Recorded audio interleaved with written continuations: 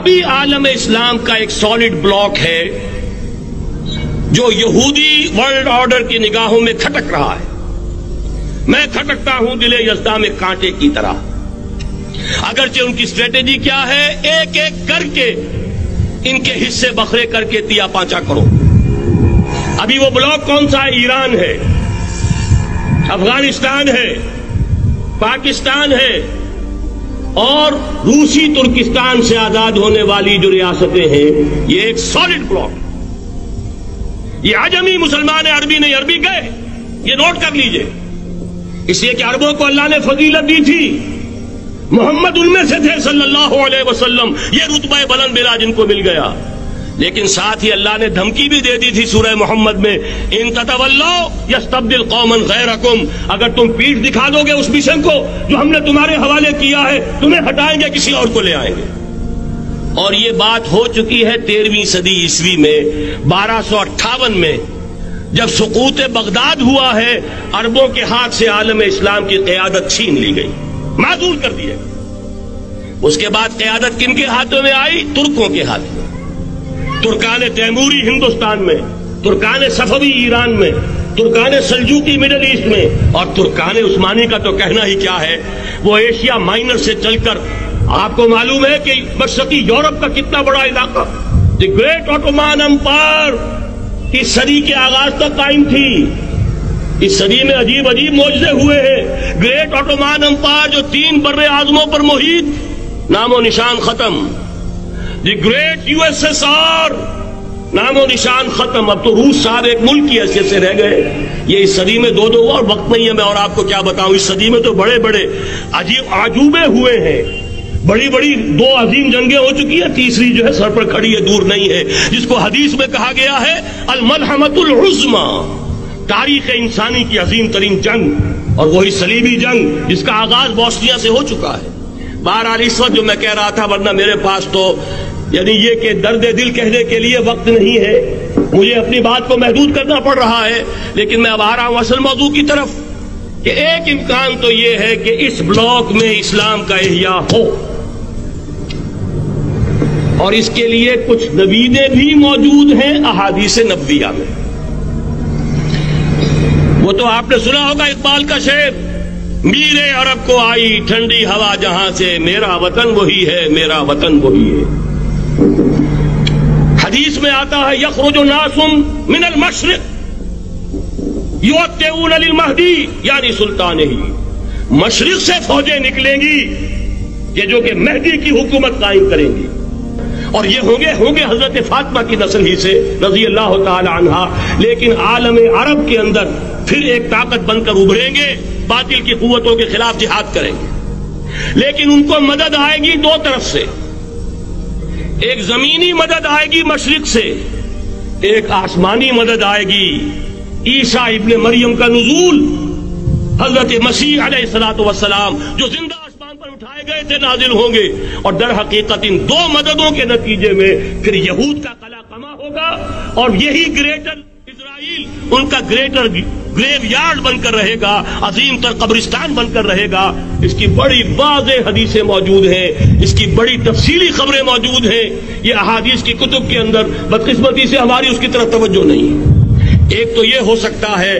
اسی طریقے سے ایک اور حدیث ہے, یخرج من خراسان رایات سود, اور یہ مسلم شریف کی روایت ہے, نوٹ کیجئے گا, نہیں ترمذی شریف کی روایت ہے. یخرج من خراسان رایات سود لا يردها شيء حتى تنصب بإيلیا. اور خراسان حضور کے زمانے میں آج کے افغانستان کا نام تھا. جتنا خون یہاں پر خلوص کے ساتھ دیا گیا ہے اس کی مقدار بھی کم نہیں ہے. یہاں سے سود لا يردها شيء حتى تنصب بإيلیا. اور خراسان حضور کے زمانے میں آج کے افغانستان کا نام تھا. جتنا خون یہاں پر خلوص کے ساتھ دیا گیا ہے اس کی مقدار بھی کم نہیں ہے. یہاں سے خیر برآمد ہوگا. اور دوسری بات اپنے بارے میں نوٹ کر لیجئے, یہ پاکستان, بچا کھچا Pakistan, what remains of Pakistan, یہ اصل میں ہے کیا؟ مولانا بہت خوبصورت انداز میں فرما رہے تھے, یہ 313 نہیں تھے, اسلام تھا. اسی طرح نوٹ کیجئے, پاکستان نہیں ہے, 4 صدیوں کی تجدیدی مساعی کا حاصل ہے۔ آپ نے کبھی نوٹ کیا ختم نبوت کے بعد اب سب سے اونچا منصب کس کا ہے؟ مجددین۔ سنن ابی داؤد کی روایت، ان اللہ یبعث فی هذه الامہ علی راس کل 100 عام من یجدد لها دینها۔ اور نوٹ کیجئے کوئی بات ہے، 1000 برس تک سارے مجدد عالم عرب میں پیدا ہوئے، جیسے ہی دوسرا 1000 سال شروع ہوا، الف ثانی کا مجدد اعظم شیخ احمد سرہندی کہاں تھا؟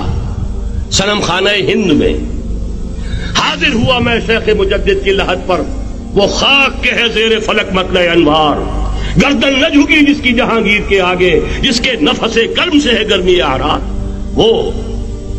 پھر 12ویں صدی کا مجدد اعظم امام الہند شاہ ولی اللہ دہلوی، 13ویں صدی کا مجدد اعظم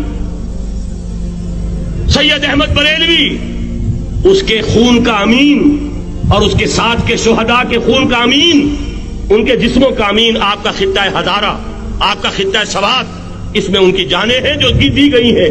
اور وہ نہایت میں آپ سے عرض کر دوں، دور صحابہ کے بعد اتنا خالص اسلامی جہاد پوری مسلمان تاریخ میں نہیں ملے گا جتنا وہ تحریک شہیدین کا تھا۔ 14ویں صدی ہجری میں شیخ الہند جیسا مجاہد اعظم کہ انگریز نے گرفتار کر کے قید بھی کیا ہے، تو کہاں ہندوستان میں نہیں، کہاں جزیرہ سائرس، کیا نام تھا؟ مالٹا، جزیرہ مالٹا بحر روم میں۔ اقبال کے نفس سے ہے لالے کی آگ تیز، ایسے غزل سرا کو چمن سے نکال دو۔ کہیں ہندوستان کی کسی جیل میں ہوا تو شاید اس کے نفس کی گرمی ہی سے کوئی حرارت پیدا ہو جائے۔ اور اسی صدی میں 14ویں صدی ہجری میں اقبال جیسا مفکر، اسی 14ویں صدی ہجری میں مودودی جیسا مصنف، اسی 14ویں صدی ہجری میں مولانا الیاس جیسا مبلغ رحمہم اللہ، عظیم شخصیتیں آج پورے عالم اسلام میں آپ کو تبلیغی دوست ملیں گے۔ یہ کہاں سے شروع ہوئی تحریک؟ دہلی کی ایک چھوٹی سی مسجد سے، وہ مسجد بنگلے والی اب تو بڑی عالیشان ہو گئی ہے، جب وہاں شروع ہوا تھا کام بڑی چھوٹی سی مسجد۔ یہ سارے کام یہاں کیوں ہوئے؟ پورا عالم اسلام آزاد ہوا، کہیں نعرہ اسلام کا نہیں لگا، کہیں عرب قومیت پر، کہیں کسی اور عصبیت پر تحریکیں چلی ہیں، صرف تحریک پاکستان تھی کہ پاکستان کا مطلب کیا؟ لا الہ الا اللہ۔ کوئی سبب ہے کہ یہاں قرارداد مقاصد پاس ہوئی، حاکمیت اللہ کی ہے کہ اکبر نام لیتا ہے خدا کا اس زمانے میں۔ یہ سارا ماضی سامنے رکھیے اور حضور کی دی ہوئی پیشن گوئیوں کا مستقبل سامنے رکھیے، ان دونوں سے ثابت ہوتا ہے اس خطہ ارضی سے کچھ ہونا ہے۔